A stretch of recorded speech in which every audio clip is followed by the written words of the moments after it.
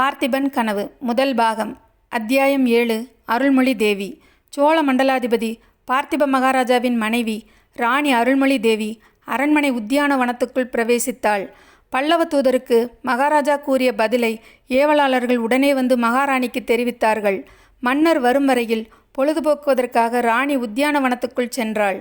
அவ்வனத்தில் சண்பக மலர்கள் அடர்ந்து வளர்ந்திருந்த ஒரு மூலைக்கு போய் அங்கே அமைதியாக பளிங்குக்கல் மேடையில் உட்கார்ந்து கொண்டாள். அங்கிருந்து பார்த்தபோது மேற்கு திக்கில் சூரியன் அஸ்தமனமாய் கொண்டிருந்த காட்சி அடிமரங்களின் வழியாக தெரிந்தது. மேல்வானம் முழுவதும் பத்தரை மாற்று தங்க விதானத்தைப் போல் தகதகவென்று பிரகாசித்தது. பார்த்து கொண்டிருக்கும் போதே தங்க நிறத்தின் சோபை மங்கிக் கொண்டு வந்தது. அடிவானத்தில் சூரியன் மறைந்தது. சற்று நேரத்திற்கெல்லாம் மேல்வானம் முழுவதும் ஒரே இரத்த சிவப்பாய் மாறிற்று. இந்த காட்சி அருள்மொழி தேவிக்கு ரணகளத்தையும் அங்கே இரத்த ஆறு பெருக்கெடுத்து ஓடுவதையும் ஞாபகப்படுத்திற்று. தேவி நடுநடுங்கி கண்களை மூடிக்கொண்டாள். மறுபடி அவள் கண்ணை திறந்து பார்த்தபோது வெள்ளி நிலவின் இன்பக் கிரகணங்கள் மரக்கிளைகளின் வழியாக எட்டி பார்க்க தொடங்கியிருந்தன. ராணி உள்ளத்தில் பழைய ஞாபகங்கள் குமுறிக்கொண்டிருந்தன. 12 வருஷத்திற்கு முன்னால் பார்த்திப மன்னனுக்கு மாலையிட்டு இந்த அரண்மனைக்கு அவள் வந்தாள். அந்த நாளிலிருந்து இம்மாதிரி வெண்ணிலவு பிரகாசித்த எத்தனையோ இரவுகளில் அவளும் பார்த்திபனும் இந்த உத்தியானவனத்தில் கைகோர்த்து கொண்டு உலாவியதுண்டு. இந்த பளிங்குக்கல் மேடை மீது உட்கார்ந்து இருவரும் நேரம் போவதே தெரியாமல் இருந்ததுண்டு. அந்த நாளில் பார்த்திபன் சில சமயம் புல்லாங்குழல் கொண்டு வந்து இசைப்பான். அருள்மொழி மெய்மறந்து கேட்டுக்கொண்டிருப்பாள். கண்ணபெருமானே பார்த்திபனாக உருக்கொண்டு வந்து மனம் புரிந்ததாக எண்ணி பூரிப்படைவாள். இப்படி சில காலம் வாழ்க்கையே ஒரு இன்பக் கனவாக சென்று கொண்டிருந்தது. பிறகு விக்கிரமன் பிறந்தபோது இன்ப வாழ்க்கையின் சிகரத்தை அவர்கள் அடைந்தார்கள். அதே உத்தியானவனத்தில் அதே பளிங்கு கல்லின் மீது குழந்தையை மடியில் வைத்துக்கொண்டு கொஞ்சியதெல்லாம் அருள்மொழிக்கு நினைவுக்கு வந்தது. ஆகா, அந்த ஆனந்தமான நாட்கள் அப்படியே நீடித்திருக்க கூடாதா என்று ஏங்கினாள். ஆனால் எப்படி இருக்க முடியும்? பார்த்திபனுடைய இருதயத்தின் அடிவாரத்திலே சொல்ல முடியாத வேதனையொன்று பதுங்கி கிடந்து அவனுடைய நெஞ்சை அரித்து கொண்டிருக்கையில் அவர்களுடைய ஆனந்த வாழ்க்கை எப்படி நீடித்திருக்க முடியும்? பார்த்திபனுடைய இந்த அந்தரங்க வேதனையை வெகுகாலம் கழித்தே அருள்மொழி அறிந்தாள். அறிந்தது முதல் அந்த வேதனையில் அவளும் பங்கு கொண்டாள்.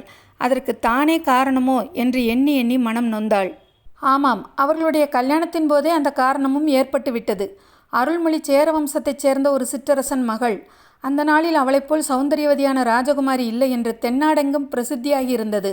அவளை பார்த்திபனுக்கு மனம் செய்விக்க ஏற்பாடுகள் நடந்த பிறகு பல்லவ மன்னர் காஞ்சி மகேந்திரவர்ம சக்கரவர்த்தியிடமிருந்து சேர மன்னனுக்கு தூதர்கள் வந்தார்கள். பட்டத்து இளவரசர் நரசிம்மவர்மருக்கு அருள்மொழியை திருமணம் முடிக்க விரும்புவதாக சக்கரவர்த்தி செய்தி அனுப்பியிருந்தார். அருள்மொழியின் உற்றார் உறவினருக்கெல்லாம் இது பெரிதும் சம்மதமாய் இருந்தது. ஆனால் அருள்மொழி இதற்கு இணங்கவில்லை. பார்த்திப சோழரையே பதியாக தம் மனதில் வருத்துவிட்டதாகவும் வேறு ஒருவரை மணக்க இசையேன் என்றும் கண்டிப்பாகச் சொன்னாள். மகேந்திரவர்ம சக்கரவர்த்தி மிகவும் பெருந்தன்மை உள்ளவராதலால் அதற்கு மேல் வற்புறுத்தவில்லை. இளவரசர் நரசிம்மவர்மருக்கு பாண்டிய மன்னனின் மகளை மணம் முடித்து வைத்தார். பார்த்திபனுக்கும் அருள்மொழிக்கும் மனம் நடந்த பிறகுதான் பார்த்திபனுக்கு மேற்கூறிய சம்பவம் தெரிய வந்தது. அவர் சில சமயம், நீ சாம்ராஜ்ய சக்கரவர்த்தினியாய் காஞ்சி சிம்மாசனத்தில் வீற்றிருக்க வேண்டியவள், அதற்கு மாறாக இந்த உள்ளங்கை அகல சோழ ராஜ்யத்திற்கு ராணியாய் இருக்கிறாய் என்று சொல்வதுண்டு. முதலில் இதை ஒரு விளையாட்டு பேச்சாகவே அருள்மொழி எண்ணி இருந்தாள். நாளாக தன் பதியனுடைய மனதில் இந்த எண்ணம் மிக வேதனையை அளித்து வந்தது என்று தெரிந்து கொண்டாள். அதை போக்குவதற்கு அவள் எவ்வளவோ பிரயத்தனம் செய்தும் முடியவில்லை. விக்கிரமன் பிறந்ததிலிருந்து மகாராஜாவின் அந்தரங்க வேதனை அதிகமாகி வந்ததாகவே தெரிந்தது. ஒரு சமயம் அவர், உன் வயிற்றில் பிறந்த பிள்ளை ஒரு பெரிய சாம்ராஜ்யத்திற்கு சக்கரவர்த்தியாய் இருக்க வேண்டியவன், என்னால் அல்லவா இன்னொருவனுக்கு கப்பம் கட்டும் சிற்றரசு அவனுக்கு வாய்த்திருக்கிறது என்பார். இன்னொரு சமயம் அருள்மொழி, உன் பிள்ளைக்கு என்னால் சாம்ராஜ்ய பட்டாபிஷேகம் செய்து வைக்க முடியாது, ஆனால் வீரத்தந்தையின் புதல்வன் என்ற பட்டத்தை நிச்சயம் அளிப்பேன் என்றார். அவருடைய வாக்கை நிறைவேற்றும் சமயம் இப்போது வந்துவிட்டது. பழைய காலத்து வீர பத்தினிகளைப் போல் அவருடன் தானும் உயிர் விடுகிறதா இருந்தால் பாதகமில்லை. அந்த பாக்கியத்தையும் தனக்கு அளிக்க மறுக்கிறாரே. நான் வீரத்தாயாக இருந்து விக்கிரமனை வீர மகனாக வளர்க்க வேணுமாமே. ஐயோ, அவரை பிரிந்த பிறகு உயிரைத்தான் தாங்க முடியுமா? இப்படி எண்ணிய போது அருள்மொழிக்கு நெஞ்சு பிளந்து விடும் போல் இருந்தது. திடீரென்று அழுகை பீரிட்டு கொண்டு வந்தது. ஓவென்று கதறிவிட்டாள். அருள்மொழி, உன்னை வீரப்பத்தினி என்றல்லவா நினைத்தேன், இவ்வளவு கோழையா நீ என்று கடினமான குரலில் கூறிய வார்த்தைகளை கேட்டு திடுக்கிட்டு திரும்பி பார்த்தாள். பார்த்திப மகாராஜா அங்கு நின்றார். உடனே அவளுடைய அழுகை நின்றது. கண்ணீரும் வறண்டு விட்டது. வா, அரண்மனைக்கு போகலாம். அழுவதற்கும் சமாதானப்படுத்துவதற்கும் இப்போது நேரமில்லை என்றார் மகாராஜா. இருவரும் கைகோர்த்து கொண்டு அரண்மனைக்குள் போனார்கள்.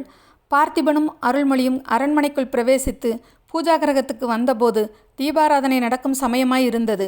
பூஜாகிரகத்தில் சிவலிங்கம் பிரதிஷ்டை செய்யப்பட்டிருந்தது. தெய்வ சந்நிதியில் இளவரசர் விக்கிரமன் கைகூப்பிய வண்ணம் நின்று ஆராதனையை பார்த்து கொண்டிருந்தார்.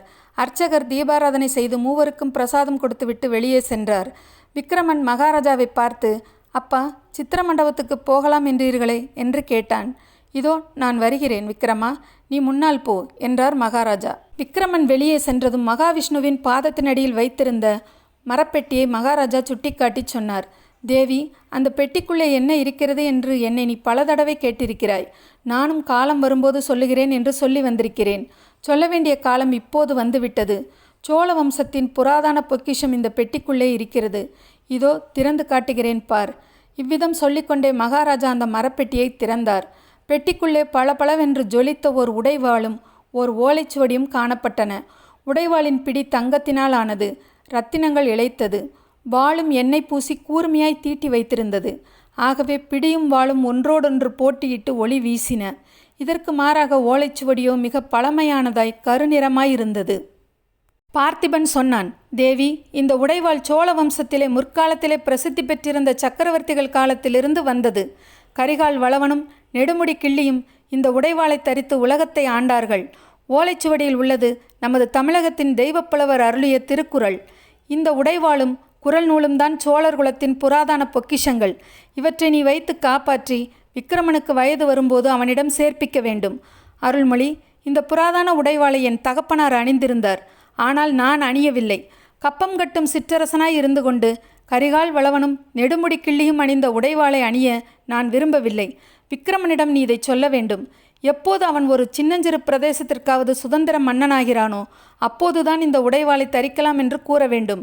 அக்காலத்தில் இந்த உடைவாளை தரித்து இந்த தெய்வ திருக்குறளில் சொல்லியிருக்கும் வண்ணம் ராஜ்யபாரம் செய்யும்படியும் கூற வேண்டும். இந்த பொறுப்பை உன்னிடம் ஒப்புவிக்கிறேன். அருள்மொழி, அதை நிறைவேற்றுவதாக தெய்வ சன்னிதானத்தில் எனக்கு வாக்குறுதி அளிக்க வேண்டும். விக்கிரமனை வீர மகனாக நீ வளர்க்க வேண்டும். இதை கேட்ட அருள்மொழி தேவி கண்களில் நீர் ததும்ப விம்முகின்ற குரலில், அப்படியே செய்கிறேன் மகாராஜா என்றாள்.